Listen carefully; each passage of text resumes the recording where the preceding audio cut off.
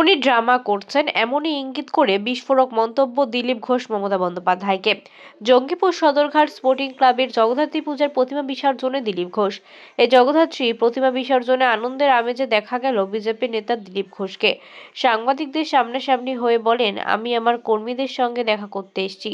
এছাড়াও SIR form বিতরণ নিয়ে বিস্ফোরক মন্তব্য করলেন। তিনি বলেন, নিয়ম মেনে এসআইআর ফর্ম বিতরণ হচ্ছে না, বিএলওরা করছে না। এছাড়াও মমতা বন্দ্যোপাধ্যায় এসআইআর এর বিরুদ্ধে কলকাতার রাস্তায় আন্দোলন করছেন। তিনি ড্রামা করছেন, অথচ দেখা যাচ্ছে তৃণমূলের কর্মীবৃন্দরাই এগিয়ে আসছে ফর্ম বিতরণে, এমনটাই বিস্ফোরক মন্তব্য করলেন। পার্টির কর্মীদের সাথে দেখা করতে আর এই যে ক্লাবে জগদ্ধাত্রী পূজা খুব জোরদার ব্যবস্থা হয় এবং খুব উৎসাহের সঙ্গে কোন ক্লাব সদরঘাট স্পোর্টিং ক্লাবের যারা পদাধিকারী তারা আয়োজন করেছেন, তারা আমাকে আমন্ত্রণ করেছেন থাকার জন্য বিসর্জনে। কারণ এই পুজো নিয়ে অনেক উত্তেজনা তৈরি হয়েছে, পুলিশের সঙ্গে বচসা হয়েছে। হিন্দুদের কোনো উৎসব পার্বণ অনুষ্ঠান হলেই সেখানে কিছু সময় ব্যাঘাত করা হয়। কৃষ্ণনগরে বিসর্জন নিয়ে ওখানকার সাধারণ মানুষের উপরে পুলিশ লাঠি চালিয়েছে, মহিলাদের উপরে অত্যাচার করে, তার প্রতিবাদে ওখানেও চলছে র্যালি। আমরা চাই পশ্চিমবাংলার হিন্দু সমাজ সম্মানের সঙ্গে তার জায়গায় থাকুক এবং উৎসব পর্ব অনুষ্ঠান করুক, তার জন্য তার সঙ্গে আমরা আছি। আরেকটা জিনিস দাদা, এসআইআর এর কাজ শুরু হয়েছে বিভিন্ন জায়গাতে। আজকে দেখলাম কোনো জায়গায় স্কুল থেকে বিলি হলো ফর্ম, কোনো জায়গায় তৃণমূলের একাধিক জায়গায় বিক্ষোভের মুখে করতে হয়েছে পর্যাপ্ত ফর্ম না। যে তৃণমূল প্রথম থেকে এসআইআর বিরোধিতা করছিল, তারাই সবচেয়ে আগে এগিয়ে গিয়ে ক্যাম্প করে স্টল করে বিতরণ করছে, বাড়ি থেকেও বিতরণ করছে এবং অনেক বিএলও বাজারে বসে দোকান থেকেই বিলি করছেন। ট্রেনিং হয়েছে, নির্বাচন কমিশনের যে নির্দেশ আছে সেই অনুযায়ী করা উচিত। যেখানে হচ্ছে না এখানে সমস্যা হচ্ছে।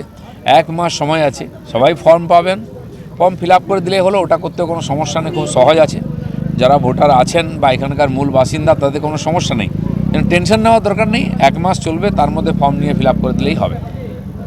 গতকালকে দেখলাম আমরা যে মুখ্যমন্ত্রীকে রাস্তায় বেরোতে, তো কতটা সফল হবেন উনি করেন আগে খুব তাম ঝাম ড্রামা করেন, তারপরে লাইনে আসেন।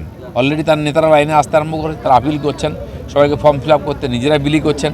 উনি এদিকে ড্রামা করছেন, হয়তো অনুপ্রবেশকারীদের দেখাচ্ছেন যে আপনাদের জন্য আমরা শেষ পর্যন্ত লড়বো, কিন্তু বাংলাদেশের অনুপ্রবেশকারীরা ভরসা করতে পারছে না টিএমসির উপর, তাই তারা পটলা পটলি নিয়ে দেশে পালিয়ে যাচ্ছে। দাদা, ছিটমহলের লোকজন যেটা দাবি করছে, তারা 15 সালে ভোটার হয়েছেন, ভোটার কার্ড পেয়েছেন, তারা আজকে বিএলওদের ঘুরিয়েও দিয়েছেন যে তারা ফর্ম ফিল আপ করতে পারবেন না, যেহেতু সাদা ফর্মে ফিল আপ করতে হবে। তাদের উদ্দেশ্যে কি? যারা এই দেশে চলে এসছে বাংলাদেশ থেকে, সংখ্যালঘুরা, হিন্দু, বৌদ্ধ, খ্রিস্টান, জৈন সবাই, তারা সিএর মাধ্যমে নিজের নাম রেজিস্ট্রি করে এখানকার নাগরিকত্বও পাবেন এবং তার আধারে এখানে সিটিজেনশিপ পাবেন এবং তাদের ভোটার লিস্টে নামও হবে। সেটা কেন্দ্র সরকার ঠিক করেছে, সেজন্য সহযোগিতা করা উচিত, এই অভিযানে অংশগ্রহণ করা উচিত, কারণ এটাই সাংবিধানিক ব্যবস্থা। তা নাহলে ভোটার লিস্টে নাম উঠবে না। চলুন, ধন্যবাদ।